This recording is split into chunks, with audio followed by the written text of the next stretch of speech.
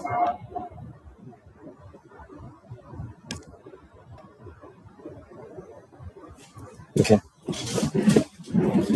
The YouTube is live. Facebook is live. Hello, everybody.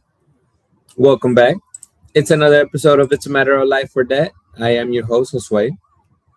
And that's all. Just a little bit of the intro.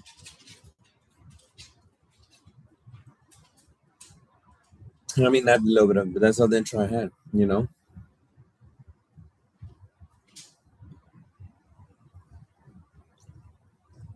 All right. I want to welcome everybody back. It is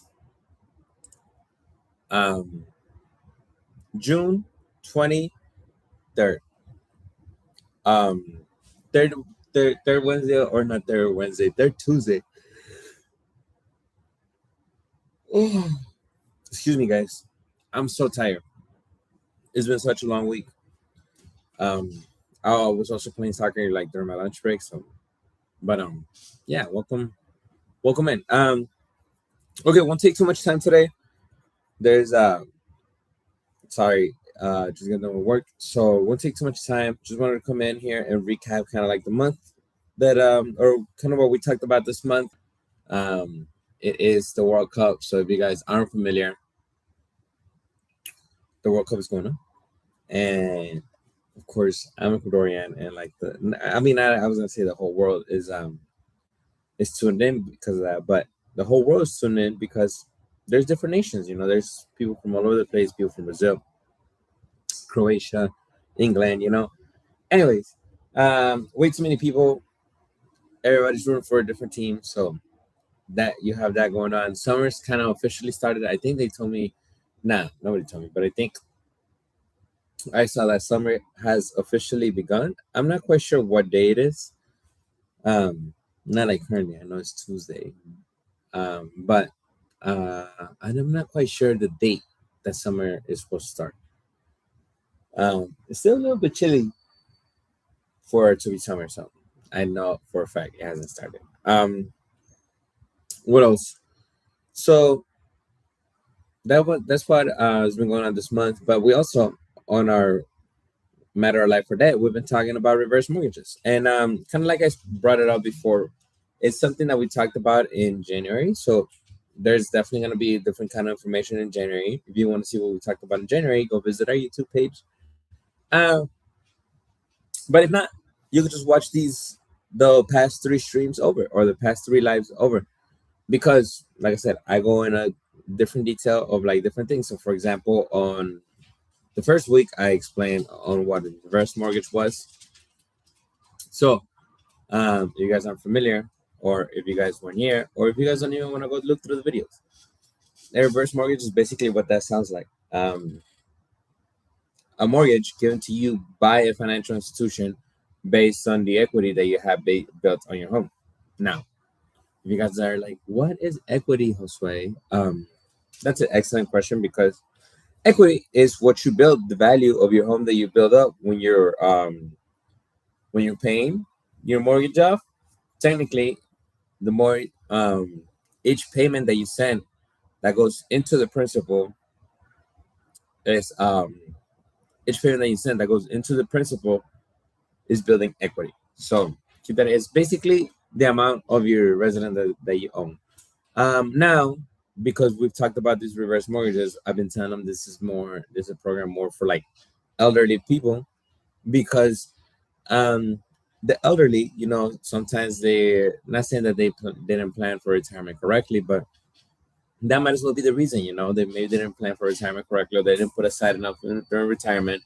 So now they're just relying on that retirement income along with Social Security to get through their months, and then sometimes, especially with everything going on in the world right now and how expensive everything is, then sometimes that might not just be enough, and especially, like I said, for those elder folks who don't work anymore and are just relying on this fixed income, then maybe they're looking for an extra source of income. And like I said, since they're not in the workforce anymore, or maybe there is no way for them to work, then the reverse mortgage might be right for them. Now, keep that in mind. It is just an option.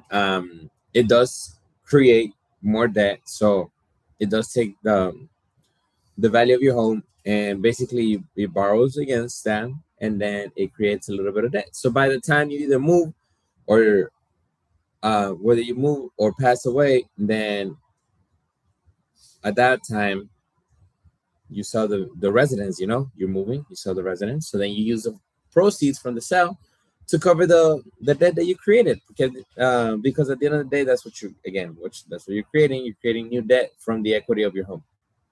So keep that in mind. That's basically what it is. A reverse mortgage is just taking the value of your home and keeping you in there, because see, that's the thing, people also get comfortable in their residence, especially if you've lived in there over 20 plus years, because a mortgage is like 30 years, and if you're living there 20 plus years and you finish paying off your mortgage in like 20, 25, or even 30, that's your home. That you've made changes to the house, or you've made certain adjustments to the house to make it your own. For example, if you're a person that has a wheelchair and you made your house a wheelchair accessible home, then yeah, it's definitely going to be difficult for you to leave that residence, especially because it's tailored to your needs. So again, that would be a very viable option on why you would do a reverse mortgage, especially if you, like I said, if you want to stay in your residence, it's tailored to your needs. It has the ramps that you need. It's handicap accessible. Then why would you leave? Why would you sell your residence? One of the things that we talked about this program is how you should probably bring it up with your family, bring it up with your next of kin, at least, because they're gonna be the ones to take care of the debt once you pass away or move. Not necessarily move, but like if you were to pass away, because those are the two ways that you get out of this program: is either you pass away or you move.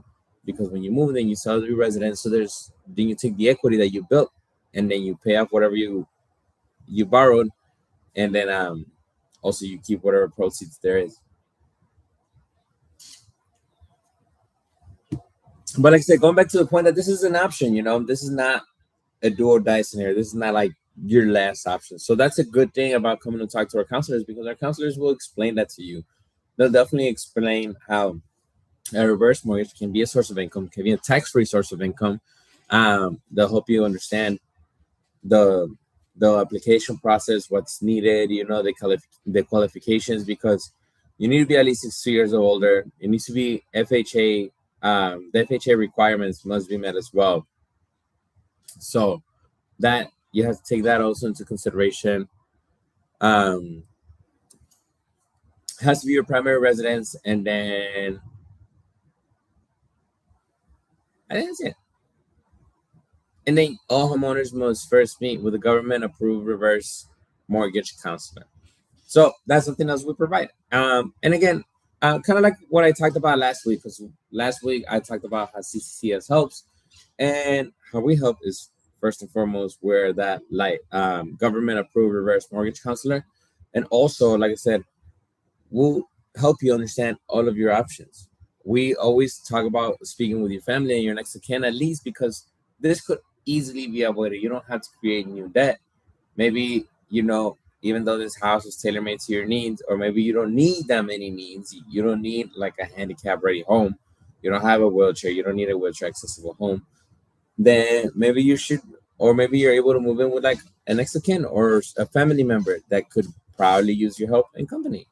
Sometimes that could also be arranged. That could definitely be an option. We talked about family budgets. We talked about family budgets yesterday too on our post, and that could also be done. If you are needing an extra bit of funds, because again, you still have your income from Social Security and whatever retirement you may have, and that might be getting you through with the utilities and your main expenses. Then maybe it's time to bring in somebody else into your finances. Maybe bring in an offspring. Maybe have them talk to them like, okay, you know what, my pages aren't cutting it. Is there any way you could help? I always mention to people that finances is such a tough topic to speak about already, especially if you're going through a tough financial time. And even though it is a tough topic, you should take it in stride. Once you are in a place where you need help, maybe ask for the help. It's not necessarily the worst thing, and it's not necessarily the best thing, but at least you get the help, and at least you may talk to somebody that may be able to guide you the right way. Whenever we talk about managing your debt, and we talk about you being the first line of defense with your creditors and reaching out to them as soon as you're not able to make that payment, because then they're gonna guide you towards the help that you may need. This is kind of the same way. Anytime you are running through financial troubles, if you bring it up, then there could be options for you to get out those financial troubles, especially when you're elder. So again, that's the best thing about our counselors. That's kind of how we help. We also, of course, give you a budget, which is the foundation to all financial stability. Is a solid budget. So if you have a solid budget, you will get out through any financial struggle you may have. Furthermore, our counselors will give you a budget to your current living situation as we speak. Then they'll also help you apply for the program for the reverse mortgage. They'll walk you through it, hold your hand through it, and then they'll help you create a budget with the income that you may be receiving from them. So, all in all, a meeting with our counselors is helpful in so many aspects and so many levels. We always promote the meetings as a no cost, no cost, no obligation. This counseling session specifically does have $150 cost. You may be able to ask the counselors if you're able to bundle that, which I doubt it. It might just be $150 cost for that counseling session. So, but again, it's still a no obligation counseling session. We always like to say here, nobody cares more about your money than you do. So our counselors could easily give you a budget, and it's always up to you to follow that. But yeah, with that being said, that's pretty much the recap. Reverse mortgages are kind of what they sound like. A mortgage that's the reverse. Home equity credit mortgage. HECM. Yeah. Home equity conversion mortgage. I always forget the C. The C is conversion. Home equity conversion mortgage. That's what it is. It definitely helps keep people in a residence, especially like I said, this is your forever home. You've already paid it off, and you're living out your days, and you want to live out your days in your residence. Then hey, maybe just 2-3 more years of borrowing against your equity is definitely not gonna run out your equity. The bank. Also, when the bank is about to give you monthly how much they're gonna pay you, they're gonna calculate expectancy of life. So they're definitely gonna take that into consideration and give you monthly how much they think you might be able to borrow before you pass away, so that way your next of kin don't get stuck with all of the debt. And then that's not even a problem, because you'll never pay more than what the house is valued at. One, and then two, once it comes time for it, if you do pass away, then they'll sell the residence again. You won't get more than what the house is valued at. So whatever the house is valued at, they'll get that in return. Cancel out the debt that you've created, and then just benefit off the proceeds. So that's pretty much all I had for you guys today.